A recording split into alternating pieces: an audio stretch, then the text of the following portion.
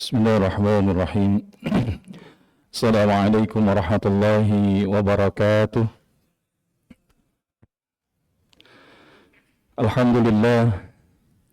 Alhamdulillahilladzi ja'ala an-nahara khilfatan liman arada ayyadzakkara aw arada syukura.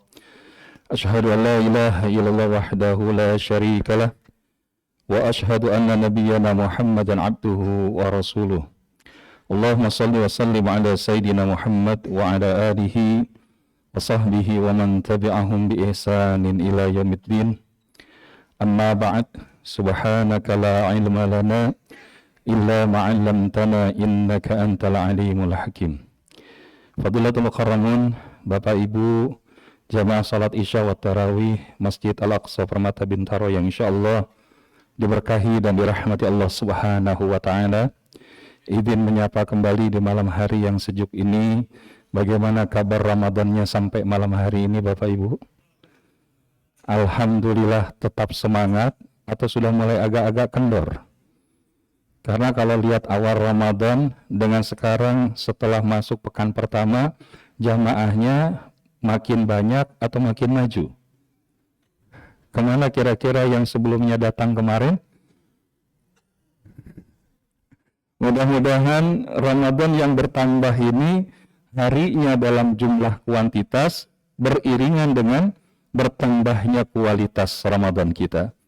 Maka harapannya yang insya Allah masih tetap bertahan malam hari ini, mudah-mudahan di antara yang Allah hadirkan surga baginya. Pengen nggak masuk surga Bapak Ibu? Kenapa pengen masuk surga? Salah satunya karena nggak pengen masuk neraka, betul nggak? Ya, karena orang yang berhasil di dalam Quran surah Ali Imran ayat 185, Allah Subhanahu wa taala berfirman, Bismillahirrahmanirrahim. Kullu nafsin dha'iqatul maut wa innama tuwaffawna ujurakum yawmal qiyamah. فَمَنْ زُحْزِحَ عَنِ النَّارِ وَأُدْخِلَ الْجَنَّةَ فَقَدْ فَازَ وَمَا الْحَيَاةُ الدُّنْيَا إِلَّا مَتَاعُ الْغُرُورِ. Setiap yang bernyawa pasti akan mati, dan sesungguhnya balasan yang paling sempurna akan Allah hadirkan ketika kita berada di yaumul akhir kelak. Maka siapa yang dijauhkan daripada neraka Allah dan dimasukkan ke dalam surganya, maka mereka itulah orang-orang yang sukses, orang-orang yang berhasil. Namun di dalam pemahaman kita tidak ada yang namanya keberhasilan kecuali pasti melewati yang namanya cobaan. Dan Allah menyebutkan di ujung ayat tersebut, wa mal hayatud dunya illa mata'ul ghurur. Dan tidaklah kesenangan hidup kita di dunia itu adalah kesenangan yang palsu, kesenangan yang menipu. Hari ini banyak di antara kita terjebak pada kegembiraan yang sifatnya berada dalam koridor apa yang kita sebut dengan ritual, tapi kita lupa maknawiyah dari apa yang kita lakukan. Contoh, waktu kita buka puasa, bukan nggak mungkin kita senang. Tapi ada orang yang merasakan over happiness, merasakan melebihi daripada kebahagiaan. Sampai war takjil aja dari jam 1 sampai menjelang buka. Tapi kemudian, padahal kalau waktu itu dia gunakan dengan membaca Al-Quran, dengan melakukan kebaikan-kebaikan ibadah dan amal soleh yang lain, tentu itu lebih utama. Maka oleh karenanya, jangan sampai kita melewati apa yang Nabi SAW sebutkan. Idza jaa Ramadan futihat abwabul jannah wa ghulliqat abwabun nar wa suffidatis syayatin. Apabila datang Ramadan kepada kalian, Allah akan bukakan pintu-pintu surga, ditutup daripada pintu-pintu neraka, dan dibelenggu daripada syaitan-syaitan. Maka tentu kita berharap melalui Ramadan yang kembali Allah hadirkan pada tahun ini menjadikan kita hambanya yang sukses, yang dengannya mendapatkan ridha Allah, meraih takwa, dimasukkan di dalam surga dan dijauhkan dari nerakanya Allah Subhanahu wa ta'ala.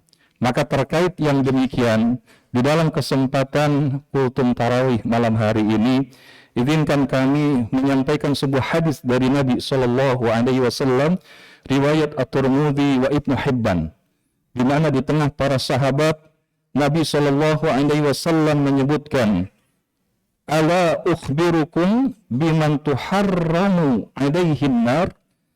Nabi Shallallahu Alaihi Wasallam bertanya kepada para sahabat, maukah kalian aku tunjukkan kepada orang-orang yang haram baginya tersentuh pada api neraka? Maka kemudian para sahabat berjawab, qalu bala ya Rasulullah, tentu mau wahai Rasulullah. Maka kemudian Nabi SAW menyebutkan, qala ala kulli hayyin layyin qaribin sahal. Atau kama qala Nabi SAW, rawahu At-Tirmidzi wa Ibnu Hibban. Maka di dalam hadis ini Nabi SAW menyebutkan ada 4 kelompok orang yang diharamkan atas api neraka. Dan kita berharap di kesempatan Ramadan yang mulia ini, selain kita mendapatkan rahmat Allah Subhanahu wa Ta'ala, kita juga ingin dengan rahmatnya Allah dijauhkan dari nerakanya Allah Subhanahu wa Ta'ala. Maka siapa 4 kelompok orang yang disebutkan oleh Nabi SAW tersebut? Yang pertama adalah kelompok hayyin, yakni orang yang rendah hati, tidak merasa paling benar. Dia punya karakter tenang dan menenangkan. Maka ketika kemudian seseorang masuk dalam kelompok hayyin, artinya orang yang dia tidak sombong, tidak merendahkan orang lain, dan enggak merasa diri yang paling benar. Maka ketika di dalam Ramadan, sesungguhnya nilai-nilai itulah yang kita dapatkan saat kita berpuasa. Karena ketika kita berpuasa, kita sedang menghancurkan ego di dalam diri kita. Dengan lapar mengajarkan kesamaan, dengan haus mengingatkan kelemahan. Maka siapa yang kemudian dia merasakan yang demikian, ternyata dia adalah seorang manusia yang sangat lemah. Dia merasakan kerendahan dirinya di hadapan Allah. Dan mereka orang yang rendah diri di hadapan Allah, merendahkan hatinya di hadapan manusia, justru itulah mereka orang yang diangkat derajatnya oleh Allah Subhanahu wa Ta'ala. Maka Ramadan mengajarkan kita untuk menjadi pribadi hayyin, yakni pribadi yang berada dalam koridor tenang dan dia menenangkan. Maka orang yang berpuasa itu enggak gerasa gerusu. Orang yang puasa itu enggak hobi untuk dipancing, untuk berselisih, melakukan perkelahian, ataupun bahkan di level anak muda, cuman gara-gara perang sarung bisa jadi tawuran antar kampung. Maka kita berlindung kepada Allah Subhanahu wa Ta'ala agar kita bisa masuk di dalam kelompok hayyin. Yang kedua adalah kelompok mereka yang disebut layyin. Layyin ini artinya adalah lemah lembut. Dan konteks lemah lembut di sini, lembut hatinya, dan kemudian ucapannya tidak kasar, tidak keras di dalam menegur, tidak menyakiti dengan kata-kata.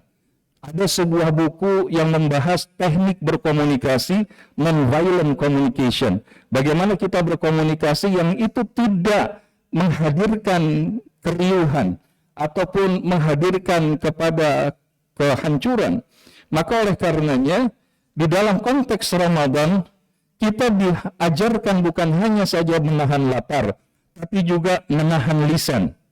Bagaimana Nabi SAW mengingatkan, man lam yada' qawla zur wal amala bihi, siapa orang yang dia tidak menahan daripada perkataan dusta maupun fitnah, dan beramal dalam kedustaan itu, maka sungguh Allah tidak butuh dia meninggalkan makan dan minumnya. Maka di dalam Ramadan kita diajarkan, di dalam hadis lain Nabi menyebutkan bahwa puasa bukan hanya meninggalkan makan dan minum, tapi juga meninggalkan daripada perkataan rafath, perkataan jorok, perkataan kotor, wal fusuk, daripada perbuatan kefasikan. Maka ini adalah di antara manifestasi Ramadan. Kita dituntut untuk senantiasa mengatakan perkataan yang baik, Bukankah kita senang ketika kita ditegur dengan baik? Maka bagaimana kita juga ketika memberikan nasihat, menegur dengan kalimat-kalimat yang baik? Maka banyak orang yang hari ini rajin ibadah, tapi boleh jadi dia terhalang daripada lisannya. Ketika pernah ada seseorang mengadu kepada Nabi, ya Rasulullah, beliau ini kalau dalam wilayah ibadah luar biasa, sholat malamnya, puasanya, tapi dia senang ngomongin orang, menzalimi orang lain, maka di manakah kedudukannya? Maka Nabi menjawab, finnar, berada di dalam neraka Allah. Maka orang-orang yang lain, dia akan berkata lemah lembut. Bahkan seorang Musa alaihissalam diperintahkan Allah subhanahu wa ta'ala mendakwahi Fir'aun yang zalim dengan qaulan layyina, dengan kata yang lemah lembut. Karena di titik itulah nasihat-nasihat akan lebih mudah untuk masuk. Yang ketiga adalah kelompok qarib, yaitu orang yang dekat dan menghangatkan, dekat dan menyenangkan. Makna qarib artinya adalah seseorang itu mudah untuk didekati, menyenangkan saat bersama, dan gak membuat orang lain itu takut atau tertekan saat mendekati dirinya. Apakah karena pangkat dan jabatan, apakah karena daripada usia yang senior, ataupun dengan segala atribut dunia yang lebih daripada yang lain. Maka di dalam Ramadan, seorang yang beriman bukan yang menjauh, tapi yang menguatkan dan menghangatkan. Maksudnya apa? Di antara yang disebutkan, bahwasanya orang yang dekat dengan Allah, dekat dengan Rasulullah, dekat dengan surga, dan jauh dari neraka, dekat dengan manusia adalah orang-orang yang dermawan. Karena Ramadan disebut juga Syahrul Muwasah, bulan solidaritas sosial. Bagaimana keutamaan sedekah kita? Afdhalus sedekah Ramadan, afdhalus sedekah fi Ramadan. Karena sebaik-baik sedekah yang kita belanjakan di jalan Allah adalah di dalam bulan suci Ramadan. Bahkan malaikat Jibril memuji bagaimana kedermawanan Nabi SAW di bulan Ramadan itu semakin lebih hebat. Bahkan kedermawanan Nabi melebihi kecepatan angin yang berhembus. Maka tentu ini menjadi contoh tauladan bagi kita. Maka selain daripada ibadah yang sifatnya ubudiyah, maka bagaimana kita juga menyegerakan pembayaran zakat, membanyakkan dengan wakaf, infak, dan sedekah. Karena sesungguhnya di dalam Ramadan argo kebaikan itu bernilai berlipat ganda. Bukan hanya dibalas 2 kali lipat, 100 kali lipat, 700 kali lipat, bahkan yudha'iful liman yasha, sebanyak yang Allah kehendaki. Maka inilah yang menjadi kedekatan. Karena sebaliknya orang yang bakhil adalah orang yang jauh dari Allah, jauh dari Rasulullah, jauh daripada manusia, dekat kepada neraka, jauh daripada surga. Maka tentu kita berharap bagaimana di Ramadan ini kita mengajarkan nilai-nilai kasih sayang. Irhamu man fil ardi yarhamukum man fis sama. Sayangilah yang ada di bumi, maka niscaya yang di langit pun akan menyayangi kalian. Dan yang terakhir adalah kelompok yang keempat, yakni sahel. Apa itu sahel? Mudah, tidak memperumit, tidak memberatkan, mudah yang memudahkan. Inilah gambaran di antara kelompok yang keempat, seseorang yang akan dijauhkan dari neraka Allah Subhanahu wa taala. Dia tidak suka mempersulit, tidak kaku dalam muamalah, memudahkan selama tidak melanggar syariat. Karena Islam sendiri mengajarkan kita untuk menjadi kemudahan. Yuridullahu bikumul yusra wa la yuridu bikumul usra. Allah menghendaki kemudahan dan Allah tidak menghendaki daripada kesulitan. Maka pernah kami di dalam sebuah kesempatan berada di majelis Masjid Nabawi di Madinatul Munawwarah. Maka saat itu ada di antara kita yang sedang mendengarkan ceramah dari syekh kita, dan kemudian ada yang sedang sibuk membaca Al-Quran. Maka kemudian dia katakan, kalau kita hari ini hadir di tengah kita majelis ilmu, maka lebih utama mendengarkan ilmu itu daripada sekedar membaca Al-Quran. Karena apa? Karena ketika kita berada di dalam majelis ilmu, inilah ibadah ijtima, ibadah kebersamaan. Kalau nanti kita ada kesempatan, kita bisa baca Quran sendirian. Kalau sendirian, mau tadarusan, itu silahkan. Maka tempatkan amal-amal kita di dalam koridor yang sebenarnya, maka itulah yang akan membuat hidup kita mudah. Terkadang yang buat susah itu bukan orang lain, tapi bisa jadi adalah diri kita. Maka ada satu ungkapan, hidup itu mudah, tapi yang membuat susah itu pikiran kita. Hidup itu lapang, tapi yang membuat sempit adalah dada kita. Hidup itu murah, tapi yang mahal adalah ego dan gaya hidup kita. Mudah-mudahan di dalam kesempatan Ramadan tahun ini, Allah jadikan kita pribadi yang memudahkan urusan manusia, karena kelak dia akan dimudahkan urusannya oleh Allah.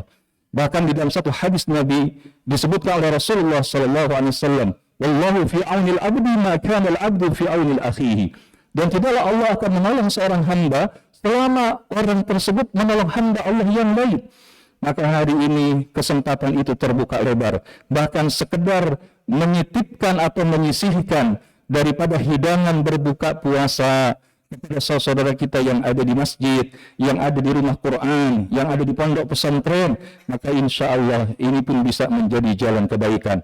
Karena siapa yang dia menyediakan hidangan berbuka puasa kepada saudaranya yang berpuasa, diampuni dosanya, dibebaskan dari api neraka, dan dia mendapatkan pahala sebagaimana pahala orang berpuasa itu tanpa dikurangi sedikit pun. Mudah-mudahan Allah izinkan kita bisa menjadi di antara kelompok hamba-hamba Allah yang tidak disentuh oleh api nerakanya Allah Subhanahu wa Ta'ala, bukan semata karena kita banyak bicara tentang agama, tapi karena indahnya akhlak yang kita hadirkan dengan nilai-nilai agama. Seorang yang hayyin rendah hati, layyin lemah lembut, qarib dekat dan menghangatkan, sahal mudah dan memudahkan.